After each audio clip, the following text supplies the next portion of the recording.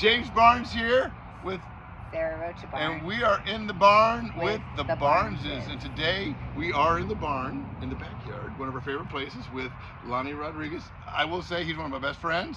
And who else are we with? We have Yvonne Rodriguez. Yvonne Rodriguez. So anyway, let me talk why it's important to have them here. But so we have planting mustard seeds.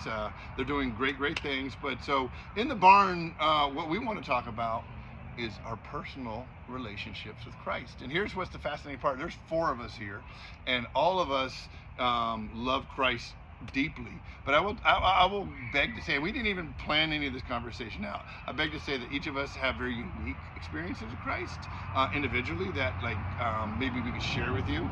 But beyond that, I bet you every single one of our unique relationships look very similar to how Christ works with us. So it's just, I'm fascinated to see how this conversation turns out.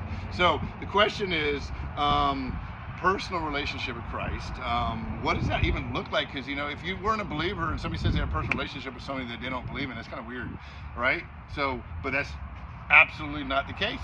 I will tell you my relationship with Christ is more important, and I'm going to say this is going to sound weird to some people, more important than my relationship with my wife, more important than the relationship with anybody here in sitting with me. If it comes down to it, I've got to give Christ, God first. And so I leave it at that. I'll come into my own personal thoughts, but does anybody want to kind of step into the thought of personal relationship, and why is that important versus just knowing God from a distance or any of that stuff? I can go ahead and jump in. I feel like having a personal relationship with God, it's so much bigger than what people see as religion or traditions.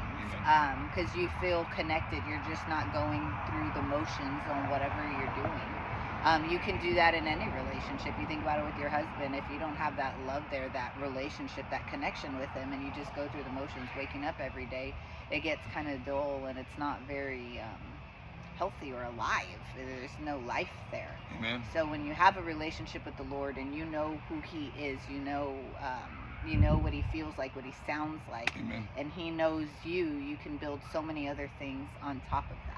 Right, because his God says love God first, you know, and if you put him second, you're kind of already out of order in the whole circumstance, and it's complicated if you don't know him to understand why that's important.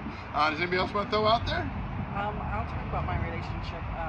I'll talk about prayer, my prayer life.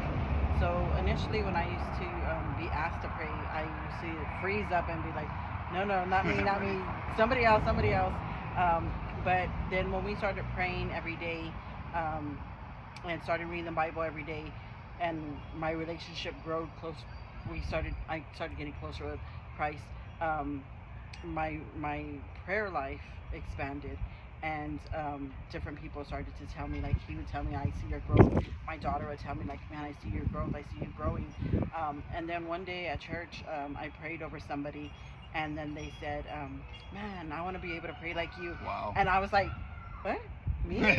Like, I used to be the one always saying, like, man, I wish I could pray like her, and thought I would never get there. And to hear somebody say that about me, I was like, that's all God Amen. Working through me. Right. So without your public and personal relationship, do you think you'd have that kind of prayer life? No. It's because you have developed a relationship directly with Christ. Right. Giving my time to Him every day, reading the Bible every day, and it has helped me to grow closer to Him. And know Him and so forth. Yes. And so all right, Lonnie, kind of leaning into the whole conversation, I'm going to ask it again. Yes. You know who you were. You know where you were before you knew. I mean, you might have known Christ, but then as you pulled closer, you got to know Him. How is that? What's that look like? I mean, you've done some amazing things, and you're doing amazing things. So how does one go from maybe being scared of the relationship? I don't even know. I can't even define it for you. But whatever the situation was, to where you are now, where you actually will not move without Christ. Oh no. I mean, without aligning myself with God, I would not be able to walk in the purpose. I have a purpose now. Amen. And that purpose, I owe it all to Him. He's the one that gives me the strength, and He gives me the vision to do the things that I'm able to do, not only for myself and my personal life, to be able to guide my children, my grandchildren, and then also those around that I'm able to touch, either through conversation, prayer. It's all through Him. I owe it all to Him. He gives me purpose. Sorry. it teaches so much. You know, it's funny because like, you know, knowing Christ and knowing where we're going and what we're supposed to do and having that relationship. I've met somebody one time. They're kind of explaining to me. Imagine getting in a car with somebody, and you get in the car with them, and you drive 10 miles, and you don't say a word to them, and they get out of the car. That would be like, and that's awkward. Yeah. It'd be awkward for everybody involved. Well, and so I started to think about that. It's like Christ is sitting here waiting for my relationship, and here I am just thinking to myself about I wish I could talk to Christ. I wish I could think, you know, I wish Christ would be here with me. And like the whole time I'm thinking I wish he would be here, well, I could just say, hey, Christ, you are here. And so in a weird way, as I grew in, it took me a while. And even today, sometimes I have to catch myself and remind myself that Christ lives. And especially in my darkest times, you know, when things are not very well in, say, your relationships with people around you, how do you turn to? And so I used to turn to my own mind and think about, you know, trying to figure out how to get out of it. And digging. And inevitably, it would never work because you just dig to nowhere. And so, but with Christ, you don't need to dig. No. He shows you where to go. Oh, yes. He directs. He directs you. Yes. Directs you, and exactly. so here we have several different. I mean, I don't even want to tell you the different. There's 2 women, 2 men, 2 women with different backgrounds, 2 different personalities, 2 men with backgrounds, different personalities. But regardless of where we came from and what happened to us in our life, we know that Christ is the way, Yes. and The only way. The only way. And it's critical to have that relationship with Him. And you know what? I'm gonna be quiet and give anybody can take the last words here. I think we said enough in a sense of that personal relationship is critical. And if you want to know who Christ is, you have to ask Him. It's kind of like what you say, what they say. You know, you can't go to the bank and withdraw money when you never deposit any money in there. Yeah. Exactly. So Yeah. you need to deposit into God. Amen. Deposit into. I'm gonna put it right here. Deposit into God, and He will Amen. deposit into you. You got anything? No, I think that was wonderful. Exactly. That's a You good. know, That's a good way to I'm finish. glad we all have our own personal relationships with God. Right. And you know that I noticed that. And That's a step forward. you know what? No, but you know what? That's Here's good. where I saw this the other day. Actually, I think my wife and I were, you know, both were in a strong prayer set season, but we weren't praying necessarily together. I mean, we weren't opposed to each other in that sense, but I came to realize that, man, my wife is seeking God, you know, and that's wonderful.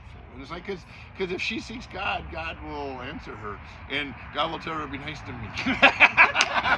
So keep on seeking, baby. Anyway, I joke. I'm sure He'll say be nice to me, because I read that book and it says wives be nice to your husbands, or respect him or something like that. I don't know. But that being said, that's all I got. Lonnie, anything? I know, just keep aligning yourself with God, and like I said, you know, whatever purpose you think you have, if you seek God, He will actually show you the real purpose that He has for you in your life. Sometimes, you know, our vision or doing it our own way, it's not God's way. You know, you find your relationship with Him, and I guarantee you, everything will come into order. You know, you without His presence, everything just becomes chaotic. You know. Amen. But Amen. you know, and that's about it. You know, you just gotta align yourself with Him, and everything comes into order. Perfect. Amen. So we'll leave it at that. Align yourself. Right. Comes into order. So I am James Barnes. Actually, hold on.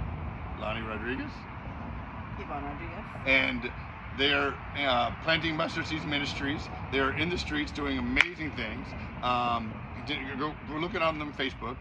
Go like the We'll put Facebook their- page. Yes. Facebook page. And then beyond that, you know, see what they're doing.